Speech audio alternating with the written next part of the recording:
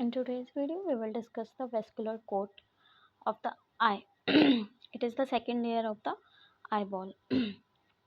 Now, the vascular coat is present between the sclera and the retina because this is the second layer, so it will be present between the sclera and the retina. Look at here. So, this is the vascular layer which is called the choroid. The first one is sclera, second is choroid, and third is the retina. So, choroid is between the sclera and retina. Clear? Next point. The vascular coat is consist of choroid, ciliary body, and iris. See, the vascular coat, it is the red one. It is consist of choroid, iris, and ciliary body. Clear? Now, first we will discuss the choroid. You can see the sclera, choroid, and retina here as well. Next, the choroid is a dark colored, thin, and vascular membrane. As you can see here, choroid is this red one. It is dark colored, thin, and vascular membrane. Vascular means it is composed of blood vessels and blood supply. It is composed of ciliary plexus. मतलब ciliary plexus is a network of blood vessels. Small blood vessels are also present there and loose connective tissue containing the pigments. See this picture. This is the choroid. As you can see here, there are many small blood vessels, and these are the loose connective tissue, and they are filled with pigments. Clear? Next, the nocturnal animals, those animals which do not sleep at the night or wake up at night. These animals have the greenish grey glare at the night, as we have observed this in the cat and dogs. During the night time, these animals have their eyes shine or have a greenish or grayish glare. And this glare is because of the reflecting structure in the choroid. So there is a reflecting structure called tapetum. This is the reflecting structure which is called the tapetum. It is present in the choroid, which gives the greenish grey glare to the nocturnal animal. Clear? So this is the grayish appearance or glare, and this is the layer which is called the tapetum, and this tapetum is present in the choroid itself, and we can see here as well the tapetum lucidum. This is the layer present over or in the choroid. Clear? Next, and these are the chambers. Now let's start with the ciliary body. Ciliary body here. Ciliary body is it is the anterior thickened part of the choroid. We have studied the choroid, which was the first part of the vascular coat. Now second one we are studying the ciliary body. Ciliary body is the anterior thickened part of the choroid. choroid का आगे वाला thick हिस्सा, ये choroid layer आपको दिख रही है, ये जो आगे thick वाला part है, the anterior thick portion of the choroid, it is called the ciliary body.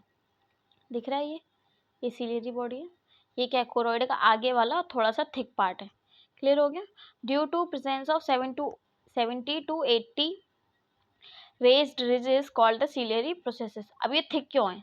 क्योंकि यहाँ पर आपको ये दिख रही है, ये रिजेस, ये these are called the ridges.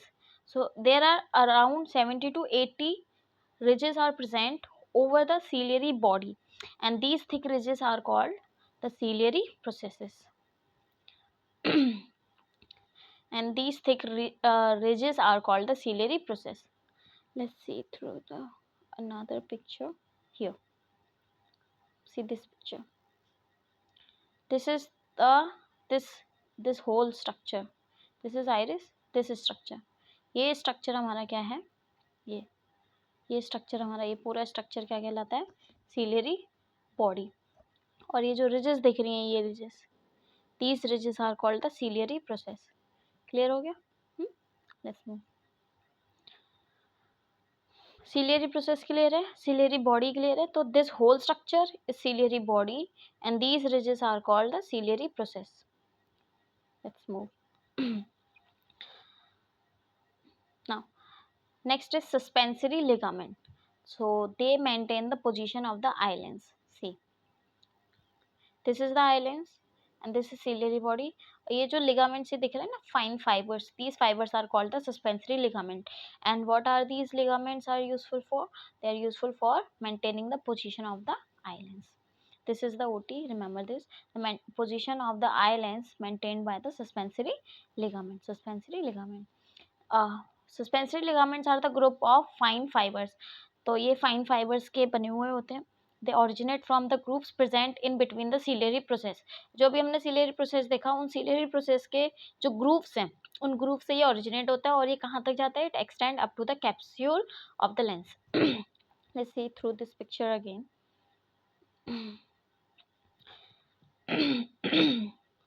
See, तो this suspensory ligament they starts originate from the grooves. ये जो ग्रूव्स यहाँ बनी हुई हैं उसके बीच में से निकलता है और एक्सटेंड करता है to the capsule of the eye lens. See this picture. So these are the ridges. ये उठा उठा पोर्शन इज रिजेस, और जो नीचे डिप्रेशन वाला पोर्शन है दे आर द ग्रूव्स. और यहाँ इन ग्रूव से देखो क्या निकल रहे हैं, इन ग्रूव से निकल रहे हैं ये सस्पेंसरी लिगामेंट. ठीक है, दिख रहा है सस्पेंसरी लिगामेंट. ये सस्पेंसरी लिगामेंट्स क्या कर रहे हैं, ये ब्लूइश वाले ये लिगामेंट्स क्या कर रहे हैं, capsule of the eye lens से कनेक्ट हो रहे हैं और यही क्या करेंगे, position of the eye lens को मेंटेन करेंगे. क्लियर है, इजी है ना. Now next is the ciliary muscles. Now these all are the parts of the ciliary body. Ciliary body में हमने सिलियरी प्रोसेस देखा, सस्पेंसरी लिगामेंट देखा, अब देखेंगे सिलियरी मसल्स. तो सिलियरी मसल्स देखो, इसमें दिख रहा है, इसमें नहीं है, इस वाली पिक्चर में देखते हैं. ये दिख रही है, ये मसल्स फाइबर दिख रहे हैं, मसल फाइबर. तो दीज मसल फाइबर किस में प्रेजेंट है, सिलियरी बॉडी में ही प्रेजेंट है. तो अब इनको पढ़ते हैं. Ciliary muscles they are the involuntary muscle. ठीक है, इनवॉलेंट्री हमारे मन से नहीं चलती, they work according to the CNS, अपने आप ही काम करेंगे. They lies in the depth of the ciliary body. ये सिलियरी बॉडी था, whole structure is ciliary body. इसकी जो अंदर डेप्थ में क्या पाए जा रहे हैं, सिलियरी मसल्स पाए जा रहे हैं. Clear. Next, they are attached to the scleral spur. तो स्कैलरल स्पर देखो, ये स्कैलरा है और स्कैलरा है, और यहाँ पर एक बैकवर्ड आपको ये कॉर्निया, स्कैलरा और कॉर्निया जहाँ मिलते हैं उसको हम बोलते थे स्कैलरो कॉर्नियल जंक्शन, और वहाँ पर ही आपको स्पर देखने को मिलते थे. प्रीवियस वीडियो में वी हैव डिस्कस्ड. तो स्कैलरल स्पर जो है, वहाँ से ये जो ये हैं muscles of the cilia, ciliary muscles, they are attach to the scleral spur. Clear. ये स्कैलरा, यहाँ पर स्कैलरल स्पर होता है, उससे ही कनेक्ट रहता है.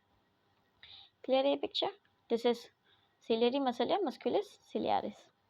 The contraction of the ciliary muscle fibre loosens the suspensory ligament. अब देखो ये जो मसल्स सिलियरी मसल्स अगर कॉन्ट्रैक्ट करेंगी, contraction of the ciliary muscles fibre loosens the suspensory ligament. Suspensory ligament थोड़े से लूज हो जाएंगे, लेंस ज़्यादा कॉन्वेक्स हो जाएगा. Loosens the suspensory ligament loose हो जाएंगे और that will cause the lens to become more convex, यानी कि लेंस क्या हो जाएगा, थिक हो जाएगा. And this is how the eye accommodate. Accommodation of eye का मतलब ये होता है कि लेंस जो होगा, आई लेंस जो है वो अपनी फोकल लेंथ चेंज करेगा. फोकल लेंथ चेंज होने से क्या होगा, जो ऑब्जेक्ट है वो इजीली उसको फोकस कर लेगा, उसकी एक क्लियर ब्राइट इमेज बन सकेगी. ठीक है. तो हमारा जो लेंस है वो अपनी फोकल लेंथ कैसे चेंज कर सकता है, by changing the shape of the lens. और shape of the lens are changed by the ciliary muscles fibre, and ciliary muscles fibre change the lens, shape of the lens through suspensory ligament. Clear हो गया. ये देखो, suspensory ligament lens से connect कर रहे हैं, तो अगर ये सस्पेंसरी लिगामेंट लूज होंगे तो लेंस ऐसे फैल जाएगा. ठीक है, और लेंस अगर फैल जाएगा तो लेंस थिक हो जाएगा, और अगर लेंस थिक होता है तो वो मोर कॉन्वेक्स हो जाएगा, और मोर कॉन्वेक्स होगा तो फोकल लेंथ उसकी बढ़ जाएगी. ठीक है. फार जब जब हम दूर के ऑब्जेक्ट देखते हैं तो आई लेंस क्या करता है, लेंस का जो वो है फोकल लेंथ वो बढ़ जाएगी, लेंस स्मॉल हो जाएगा. और accommodation, this is how accommodation works. Clear है. अकोमोडेशन यहाँ पे ज़्यादा डिटेल में नहीं करना है तुमको, अकोमोडेशन ये फिजिक्स का पार्ट है, you must have studied in your 11th और 12th. Let's move to the next topic.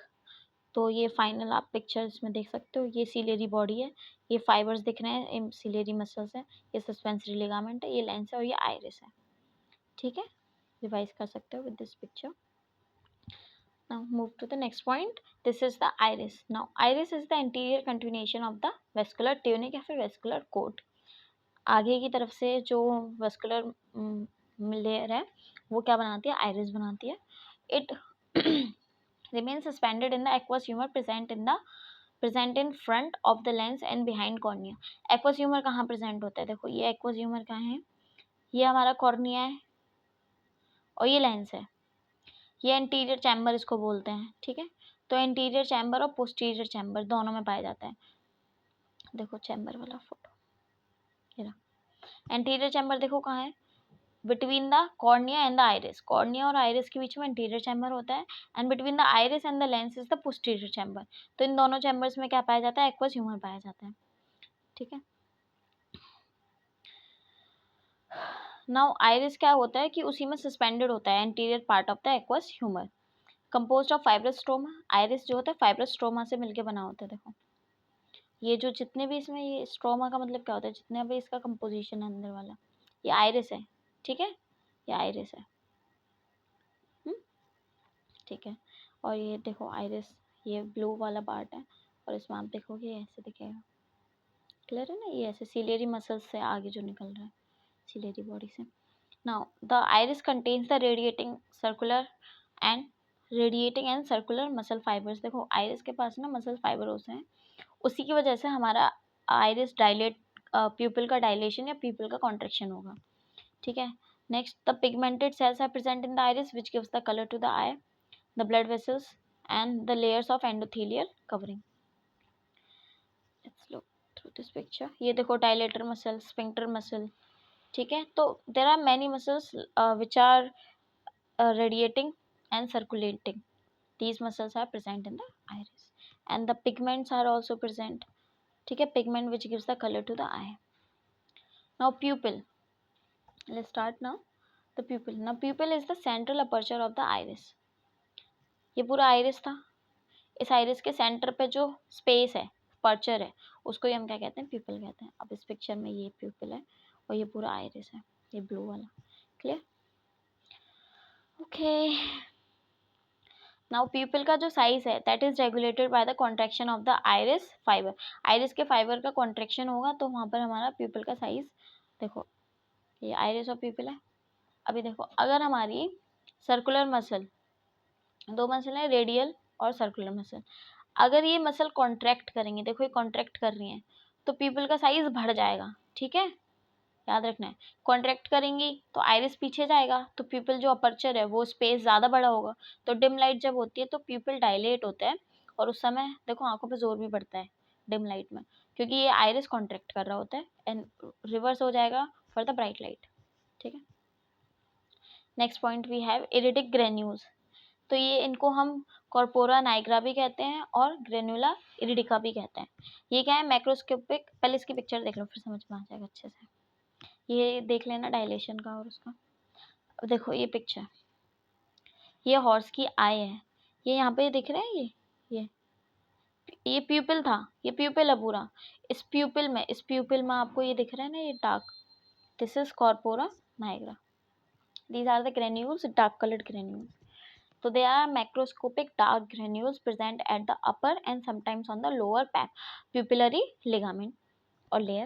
They contains coils of blood vessels. यहाँ पे कुछ blood vessels भी present हो सकते हैं.